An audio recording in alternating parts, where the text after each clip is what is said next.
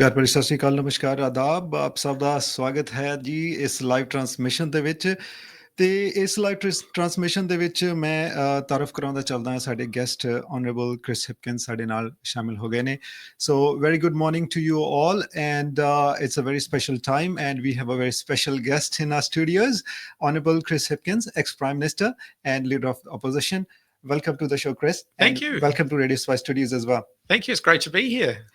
Thank you for your time as well. And how's your day been? Good? It's been really good. Yeah, we've been very early start this morning, though. I was on a very early flight this morning, so out of bed at 5 a.m. But we just come from a visit to Papatoetoe Intermediate, where we were talking about the school lunches program, which has been in the news quite a lot just lately. And True. we're talking about the issues that they're having there. We'll come to that as well. And to start this interview, first of all, I would like to know your reaction to the latest poll surveys, because the recent poll surveys, they all pretty much like they say the same thing, that Labour has come in a stronger position now and be able to form this government. So what's your take on this? Are you happy with this, or are you happy with the poll surveys? What's happening at the moment? Oh, I'm encouraged by it, but I don't think you can take anything for granted in politics, particularly not at the moment. There's a very volatile time in politics. I think what the polls show is that people are not impressed with the current government. So they're looking around and they're saying, okay, what else is on offer? They like what they're seeing of Labour so far, but I'm not taking that for granted. I wouldn't say their vote's locked in. We know we're going to have to work hard to earn it. Right. So I think that's our focus over the next year to 18 months, is to really earn the votes so that we can get even higher. I mean, 35 is great. You know, if we can, that's a good number, much better than what maybe I was expecting a year ago.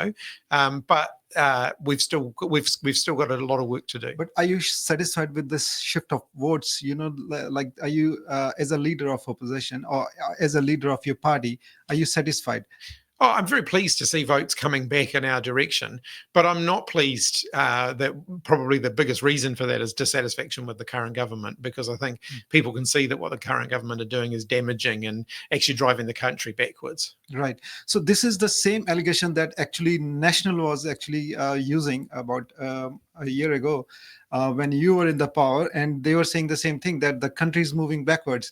So do you, I mean, how do you see this? What were the key findings that you actually found in the elections that actually lead the Labour Party to lose these elections, and now you're gaining back this stronger position again? Oh, I think the biggest issue facing the country at the last election was the cost of living crisis, and there's no question about that. That was really hurting people, and governments all around the world who faced election in 2023 lost those elections, and I think and even last year as well. And I think the cost of living crisis was right at the forefront of that. That's still there, and the current government haven't solved that problem. And I think that people had very high hopes that they would solve it. But I think we also have to be honest that a lot of the issues, a lot of the problems the country's facing didn't just pop up during our time in government over the last 6 years. They've actually been decades in the making. You know, our rundown infrastructure, the fact that our wages haven't kept up with Australia, the fact that a lot of New Zealanders leave the country every year to move to Australia because they can have a better life there. These things haven't just suddenly happened. They've happened that's built up over a long period of time. Yes, I totally agree with you. And another thing, actually, because the National Party has always been blaming this as well, and I think this was a key factor as well, which we found out that they always been blaming that Labour has been too soft on the crime. So do you think that like this situation escalated as well, the crime related law and order, like all these problems, they kind of lead to what happened with especially with the results of Labour Party? I think we need to make sure that we're keeping the community safe whilst breaking the cycle of offending. So, you know, I want there to be fewer crimes in the first place, and just locking more people up doesn't achieve that. In fact, we know that to some extent we can make that worse. So of those young offenders, about 90% of those worst young offenders have a parent who was in jail or in prison, and simply repeating that cycle is not going to actually make us a safer country. But we do need more police on the beat. We do need to do things that help to keep our small businesses safe. You know, I heard that concern as Minister of Police for the brief time that I was Minister of Police. I heard that concern from the small businesses saying, actually, we don't feel safe in our businesses, and in some cases it's not just their business, it's their home as well. And so we need to make sure that we're keeping them safe while we break the cycle of crime. And so I've certainly heard that message. Yeah, I totally with you, and I also believe that you didn't get actually a long term as a prime minister for your tenure as well. It was a short term, but do you actually see like all these things actually been escalating, like especially the law and order situation, crime, and cost of living crisis as well? Oh, I think if you look, around the world post COVID, post the pandemic, you've seen an escalation in violent crime. You've seen an escalation in the cost of living. So these aren't just unique to New Zealand, but whomever the government is in New Zealand has a responsibility to fix them. And, I think the cost of living is still getting worse for a lot of Kiwi families. And we've still got a lot of work to do around crime and issues like, retail crime, for example. True. I don't think vigilante justice, though, is the way to solve that. And it's been really encouraging, actually, to see a lot of those small businesses, a lot of the Indian small businesses saying that they think the idea of citizens' arrests would actually make them less safe and potentially put them in a more risky situation, because I happen to agree with that. Yeah, I'll be coming on to that Mm. question again. So I'll take your point on that as well. Just like related to this question, as we just discussing the cost of living pressure and the economic slowdown as well. What's your plans? What's your party's plans actually? If you come into the power, how are you going to handle this crisis, the cost of living crisis and the economic slowdown for the country? Well, I think the Reserve Bank has done the job that it needed to do in bringing the headline rate of inflation back down. I think we've got to look at the areas where cost of living is still hurting families. So power prices, electricity prices is one of those areas. And we need to really do more to make sure that power prices in New Zealand are much more competitive. And that means investing in renewable energy, which is cheaper than fossil fuels. We need to make sure we do something about supermarkets. There isn't enough competition in that area. And, it's difficult for small businesses to access the wholesale supply chains that are currently dominated by the two big players. There's a lot of small businesses, a lot of Indian small businesses who really tell me that as well. Right. So we've got to do more in that area. And then we've got to look at things like rates. Rates is one of the things that's really affecting households at the moment. And the current government are making that problem worse, not better. Yeah, that's and are you actually concerned with a number of people, large number of peoples, they actually fleeing the country, leaving the country, heading to overseas for like better future, mostly going to Australia, UK, all these countries. So it's a record numbers. Are you concerned with these numbers? If you ask, me, what my number one long-term concern for the country is, it's the exodus of talented Kiwis leaving every year. Last year, it was the biggest exodus on record in terms of the number of people who left. We've got to create a country which gives them a future so they want to stay here. You can't stop people leaving, but you can create a future for the country where they want to stay. I don't want my kids are quite young, but I don't want them to think that when they become young adults, so the only way they can get a good, well-paying job, the only way they can buy their own home is to move to Australia. I want them to be able to do those things here in New Zealand. And at the moment, the economy that we've got in New Zealand is not providing them with those opportunities. And so that we've got to fix. So the National Party is actually claiming that they know the economy really well, and they always blame you that you don't have a basic understanding of economics. Is that right? Oh, it's just absolute nonsense. I mean, I think what they've shown us since the election is that they really struggle with the basics of economics themselves. I mean, Nicola Willis's idea that you can cut government investment and that somehow the economy is going to grow as a result of that, it's been proven false every time that's been tried. Actually, they're making what's a really tough situation in the economy worse for a lot of Kiwi families. There are 13,000 fewer people working in building and construction now than there were on election day.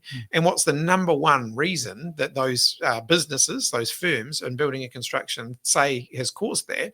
It's the government stopping spending on things like building new state houses, rebuilding schools, rebuilding hospitals, and even roading projects, which have all been put on hold. So, I think they've demonstrated to New Zealanders that actually, while they talk a big game on the economy, they don't know how to deliver on it.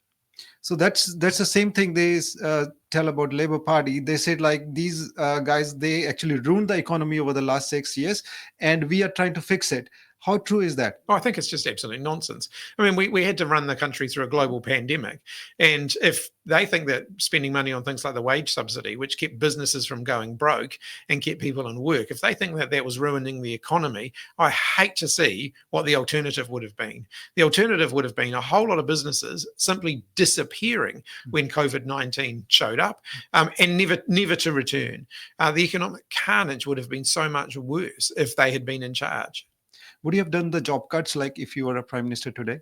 Did say in the public sector, the public sector increased spending because of COVID.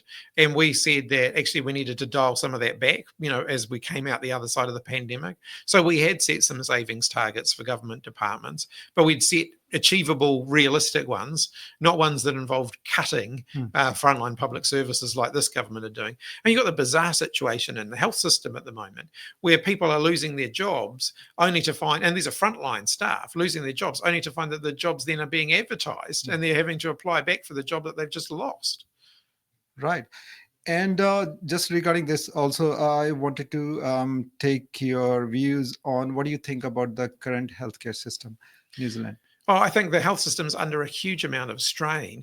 And we've got to, again, let's be realistic here. One of the reasons we're spending so much more money on health, that increase in investment in health that we made, which National calls wasteful spending, one of the reasons we're spending so much more money on health is that the population is bigger and it's getting older. And those two things cost money.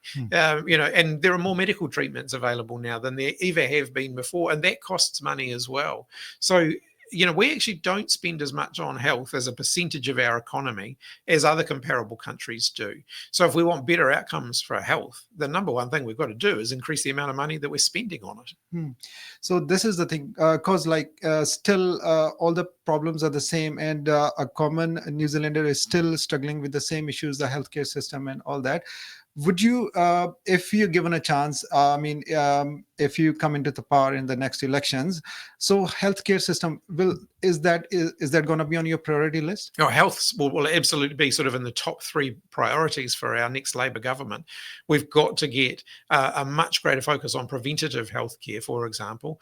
If we keep people healthier, so they're not showing up in emergency departments with avoidable illness, then actually the pressure on emergency departments will ease and they'll be able to provide better healthcare to the people that actually need it.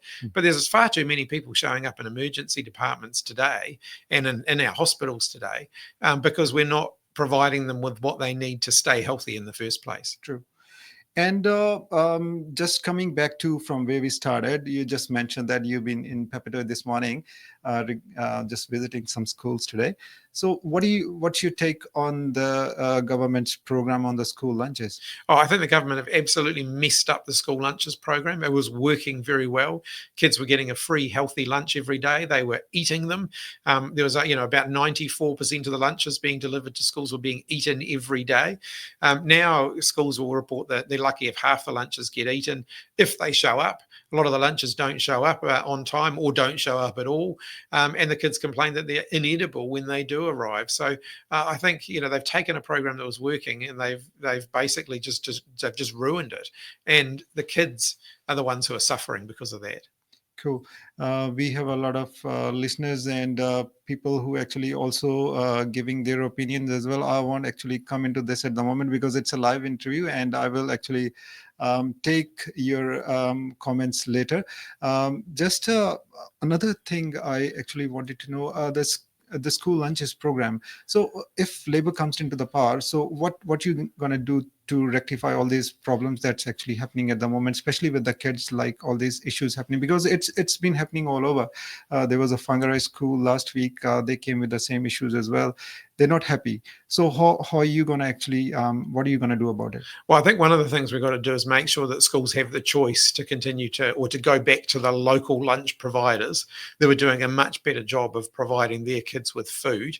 And then we've got to look at the adequacy of the funding for that, because $3 a day is not enough to provide kids with a free, healthy, nutritious lunch that's going to, I'm a parent. I know how much it costs to feed a kid every day, and $3 a day is not enough.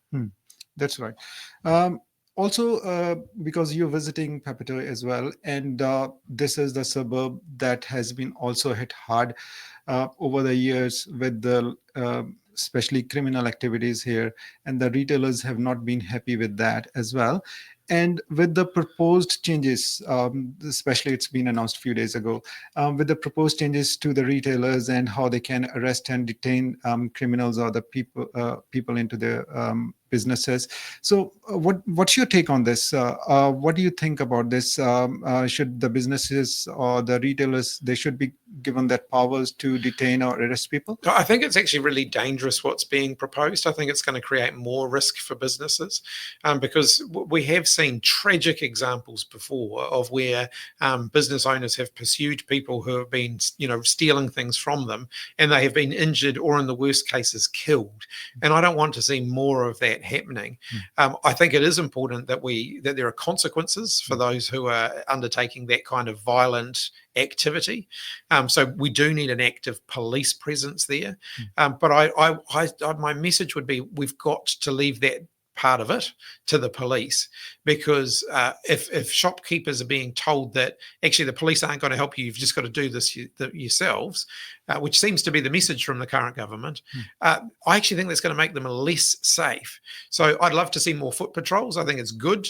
And, credit to the current government. They've put more foot patrols as a priority for police, and I fully support that.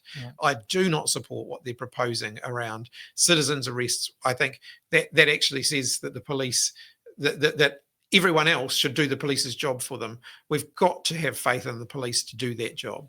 So what's your take on the judiciary system, the current judiciary system that's working? So do you think there needs to be done some reforms for the regarding the current judiciary system as well? So, I think there definitely needs to be a focus on speeding up the judicial system. That's taking far too long for cases to get to court. It's taking far too many hearings for an outcome to be achieved. I think the court system really does need a really good shake-up. The fact that you've got victims of crime spending a lot of time sitting outside a courtroom waiting to have their say, I think is just unacceptable. So I think the court system definitely needs a really good shake-up. So also, Chris, I just wanted to ask you regarding some immigration policies as well, because with Indian community, they also all the time they want to hear about the immigration news. Yeah. And in your last term as a prime minister, Labour Party, they just made a few changes to the current immigration settings that were actually being done at that time. And that allowed a number of people they came to New Zealand to just overcome the labor crisis that was happening at that time. Nowadays, like there's so many stories that's been coming. Actually, they also have been stories for the scams and stuff. I'm not going to that, but there was a policy that was announced by the National Party. It was regarding the parent visa. So they just proposed this longer term parent visa, and it's been delayed for a long time, and people actually want to hear about this, and there's no news of that.